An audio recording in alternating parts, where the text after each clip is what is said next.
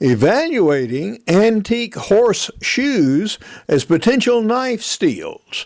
William Hovey Smith, 2017. I'm the author of Backyard Deer Hunting and also the owner of Hovey's Knives of China. And here we continue our Billy Joe Rubidoux line of experimentation by attempting to make a knife out of a horseshoe from 1865.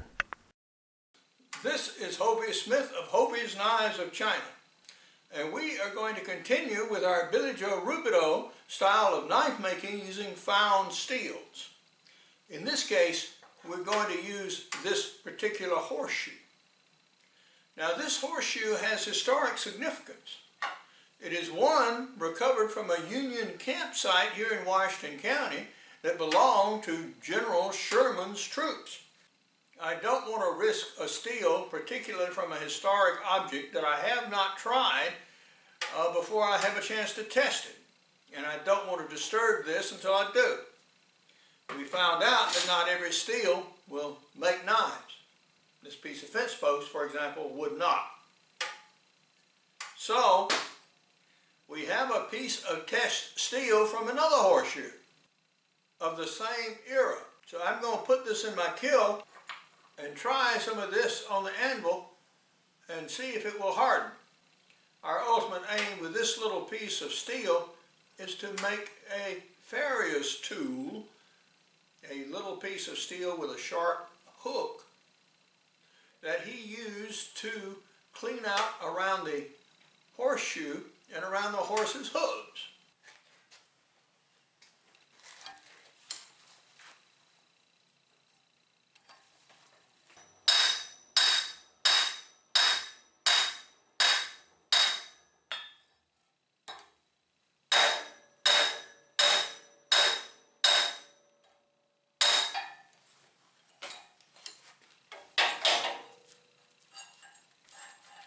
A piece of material has a crack in it all the way up to here, so I'm going to go ahead and see if we can't cut that away.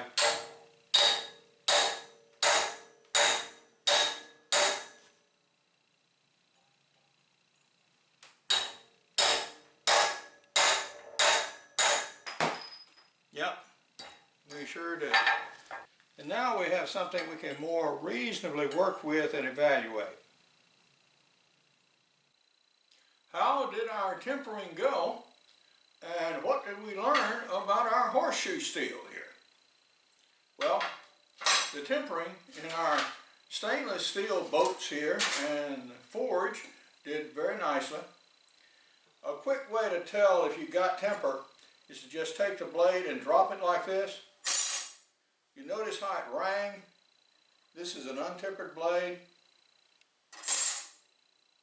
You see, that's not near the sound.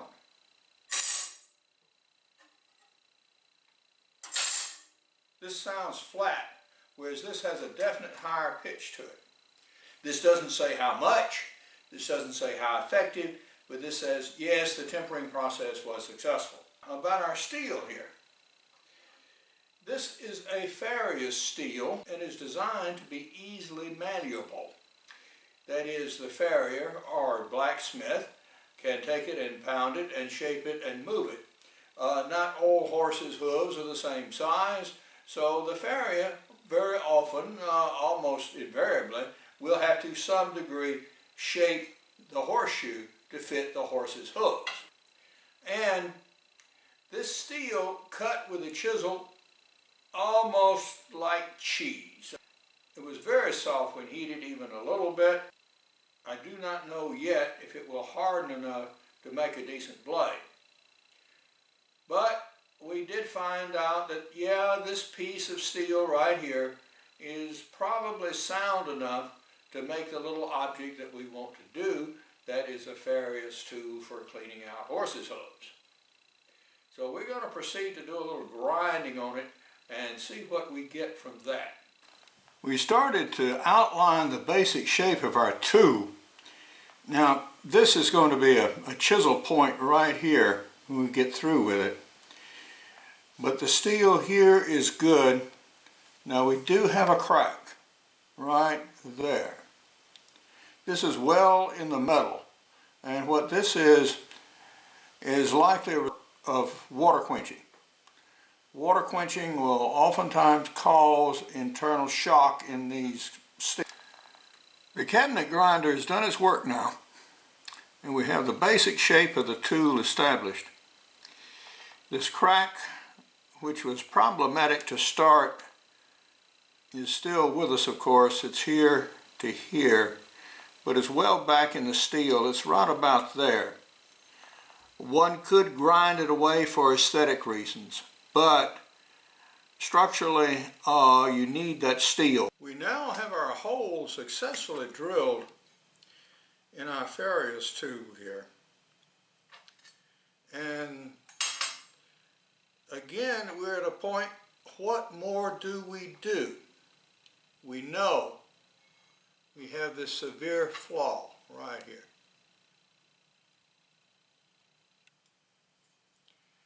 If we quench, that is going to literally expand that crack and in popular parlance, blow up the blade. Well, do we want to do that? If we attempt to add more carbon to the steel, we can. We can, in fact, pack this with charcoal, put it in an envelope like this, put it out on my outdoor forge, and heat it for about an hour. That will allow more carbon to go into this steel and harden it. If it were not for this flaw, that might be an approach to take. But I think it too dangerous to try on this blade, which we know that's already cracked. So we're not going to do that. Now, how is this blade by itself? I find that we have done some hardening. In fact, it will fall true, but you notice the corner of the file, it does not want to bite in the metal. It glides along the top. This is a piece of the steel that we started with.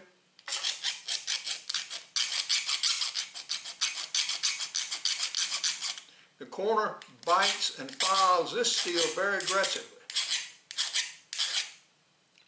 So yes, the mere fact of us working the steel, subjecting it to heat treating and grinding and raising the surface temperature and cooling in water has in fact hardened it to some degree. Not the maximum degree the steel could obtain, but better than it was when we started. Because of these factors, what I'm going to do is go ahead and handle it. I already have a piece of handle material that was cut for another piece of work that didn't work out. This belonged to the Union Cavalry, which came through my home county, and as a matter of fact, they burned my home county seat. Yeah. So this is a genuine relic. It does have historical value per se.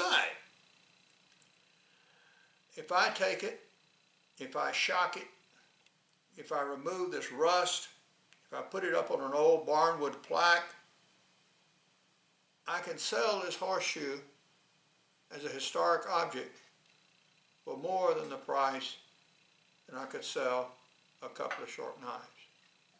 This is a view of the inside of the kiln before we start the firing. What I have in right now is, of course, our horseshoe here, and I put it in one of our stainless steel boats just to keep the scale and stuff that's going to fall off that horseshoe from getting the kiln dirty. Then we have another knife blade that's in a used envelope.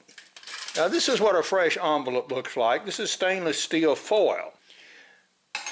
Conventional wisdom says that this foil is not reusable. And once you heat a blade in it, it's no good anymore.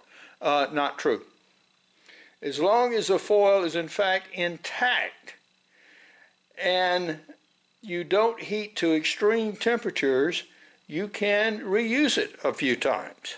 This is significant because this stainless steel foil is expensive stuff. It's hard to come by. You may, in fact, wait for weeks before you can get a resupply. So I use it as frequently as I can for as many purposes as I can.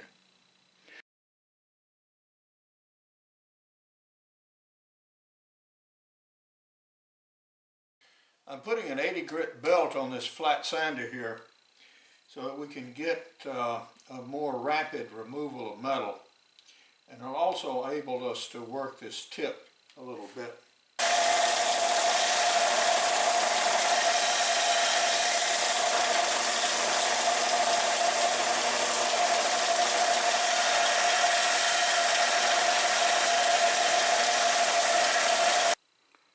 With this grit of grinding, we have basically shaped the tool.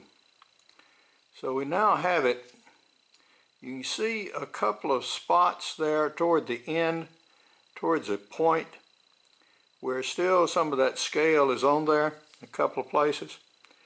I'm probably not going to remove that, because to do so takes off extra metal, and now I want the full strength of the blade. Because that crack, that bothersome crack there at the end, is still with us. And I want to leave as much metal in its vicinity as possible to support it. The steel is drilling like it has layers of different ductility, as in a Damascus steel. It is not, but the response to the drill bit is some layers are softer than others. This is almost like drilling a wrought iron. We changed out the bit, and the newer bit cuts much faster. Yeah. New bit did the trick.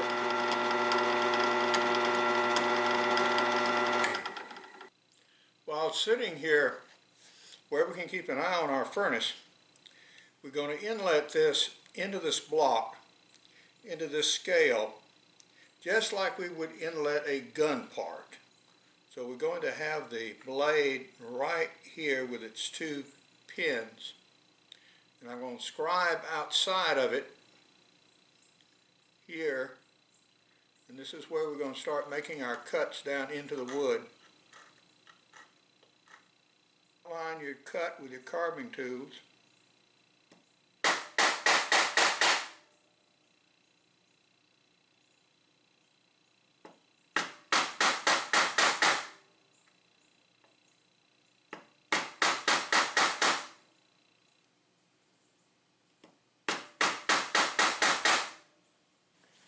It's time to take our knives out.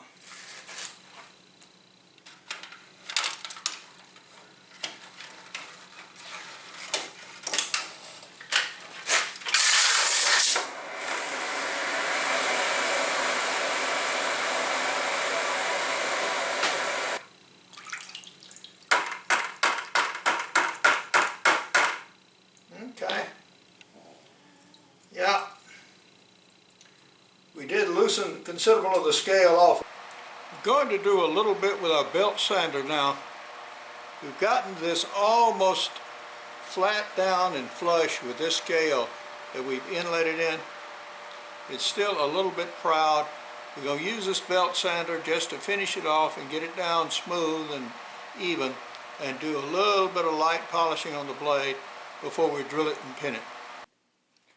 I'm now ready to drill the holes through the scales, and I'm going to use the holes I've already drilled here as index holes to drill both pieces of the scale wood.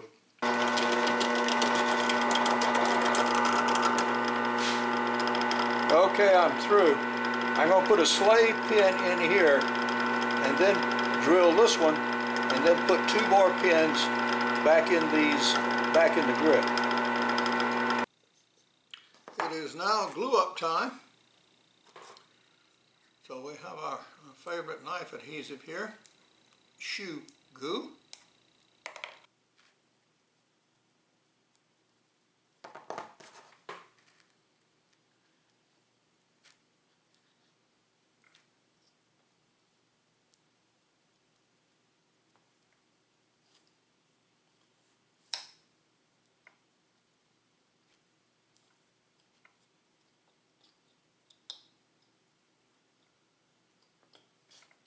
coating on all parts of the scales.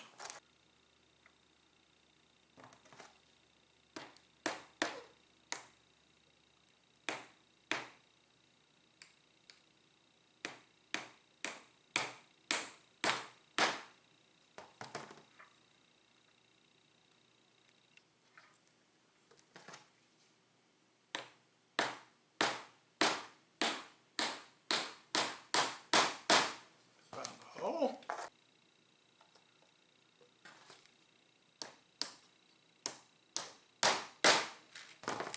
Okay.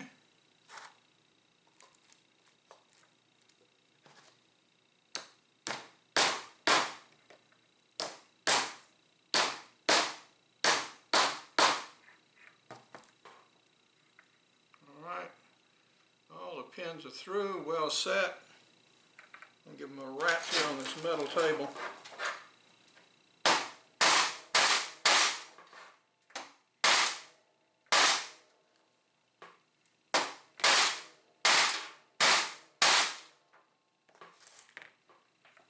And